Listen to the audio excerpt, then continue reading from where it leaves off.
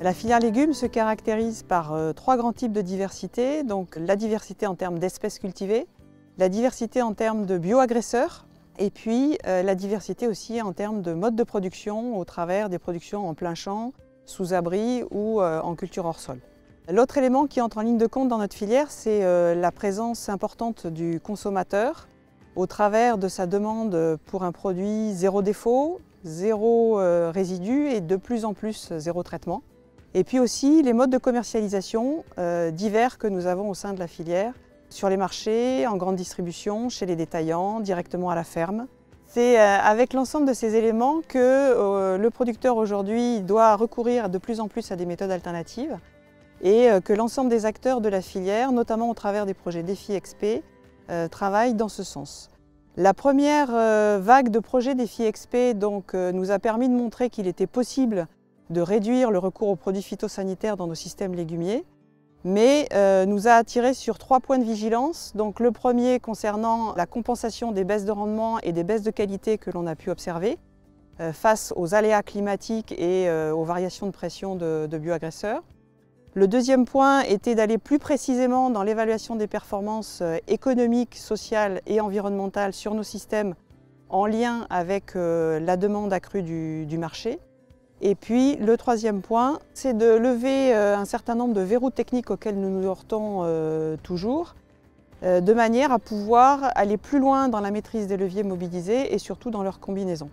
Alors nous attendons de cette nouvelle vague de projets trois types d'avancées. Donc une première sur la création de références à la fois techniques, économiques, sociales et environnementales sur des systèmes de production qui sont en développement aujourd'hui au niveau national, donc à savoir des systèmes en maraîchage très diversifiés, soit en agriculture biologique au travers de deux projets, Céfersol porté par le lycée de Flixbourg et Persiste porté par la FRAB Bretagne, soit en agriculture conventionnelle au travers du projet Système Or, donc porté par la Chambre régionale de Bretagne. Le projet Céfersol s'intéresse au maraîchage biologique diversifié. Il vise à tester des stratégies innovantes d'entretien de la fertilité du sol. En réalité, on s'intéresse à la fois à l'enjeu de fertilité du sol et en combinaison avec l'enjeu de gestion écologique des adventices, c'est-à-dire sans herbicides chimiques. Et nous comparons dans le projet deux systèmes dits innovants à un système de référence. Le premier système innovant, on l'a appelé engrais vert max. Il s'appuie sur une utilisation intensive des engrais verts dans les successions de cultures. Et le deuxième système innovant, on l'a appelé conservation du sol, et il vise à transposer au maraîchage les grands principes de l'agriculture de conservation des sols, pas de travail du sol ou le moins possible, et la couverture du sol la plus permanente possible. Autre système aussi en développement, les systèmes en agroforesterie qui associent à la fois du maraîchage avec de la production fruitière, et là c'est le projet Ampusa qui est porté par le GRAB.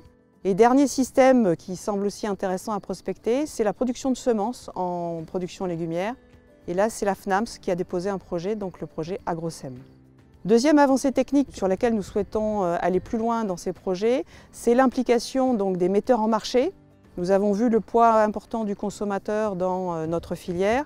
Certains projets ont pris à bras le corps d'impliquer l'aval dans le déroulement des projets. Donc il y a Fragassist, porté par Invegno, où des organisations de producteurs ont été impliquées comme partenaires et comme hébergeants des sites d'expérimentation. Minipest, porté par la Chambre d'agriculture du Nord-Pas-de-Calais, où des metteurs en marché participent au comité de pilotage.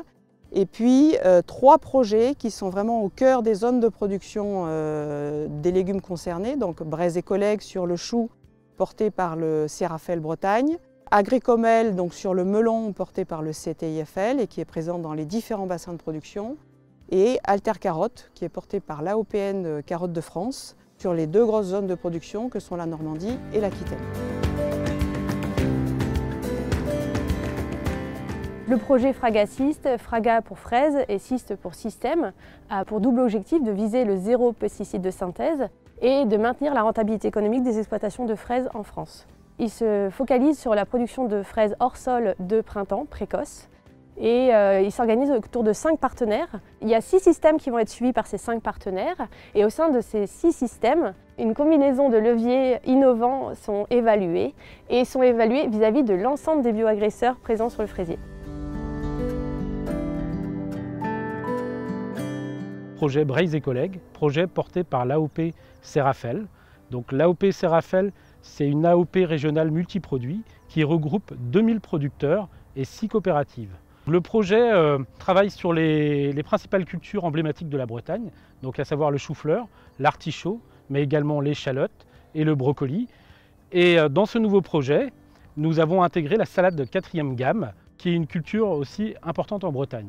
Et la particularité de ce projet, c'est que nous travaillons à l'échelle du système de culture, et donc sur 6 années.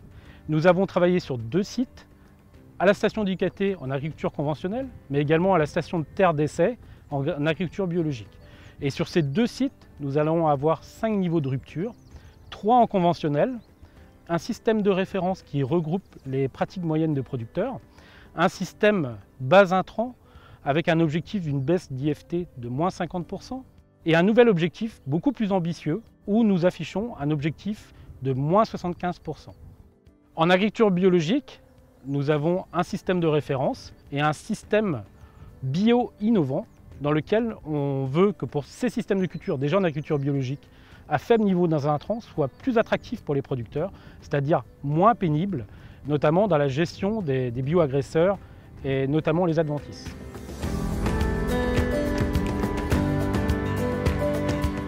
Projet Agricomel qui a débuté en 2019. C'est un projet éco-phyto qui concerne les rotations grandes cultures melon, représentatives du bassin de production français.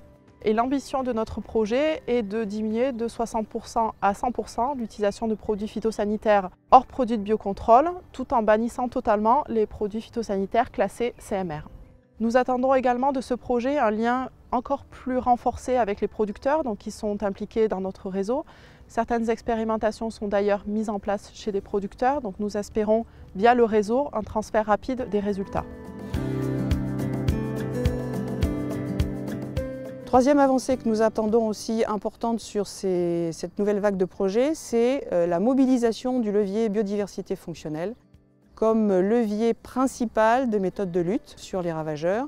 Et là, le projet concerné, c'est Cosinus, donc porté par le GRAB en culture légumière sous abri. Au niveau des leviers qui seront mis en place dans le projet Cosinus, ils ont été discutés collectivement entre les sites expérimentaux et aussi les réseaux DEFI-Ferme. Et on a identifié un socle commun des mesures qui nous semblaient les plus prometteuses. Donc, parmi ces mesures, on a des bandes fleuries qui sont mises en place de façon pérenne dans les abris.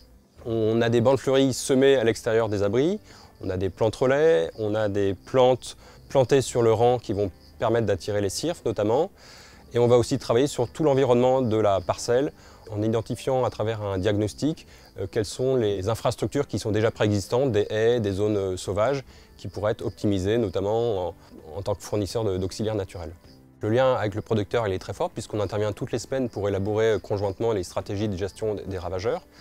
Le lien il est aussi très fort avec les animateurs du réseau ferme, l'enjeu étant de collecter de l'information dans leur réseau et aussi de contribuer à l'animation de leur réseau en fournissant des résultats issus de ce projet Cosinus. L'enjeu pour notre filière, c'est d'aider le producteur à mieux gérer cette prise de risque en lien avec le maintien de son revenu et la commercialisation de son produit, et de lui faire prendre confiance dans des changements de pratiques pour pouvoir assurer des systèmes de culture durables dans le temps. Ces projets de la filière légumes s'inscrivent dans un dispositif DEFI XP, multifilière, et aussi dans un réseau de fermes de 3000 agriculteurs. N'hésitez pas à aller sur le terrain rencontrer ces porteurs de projets DEFI XP ou à retrouver l'ensemble des résultats sur le portail Ecophytopic.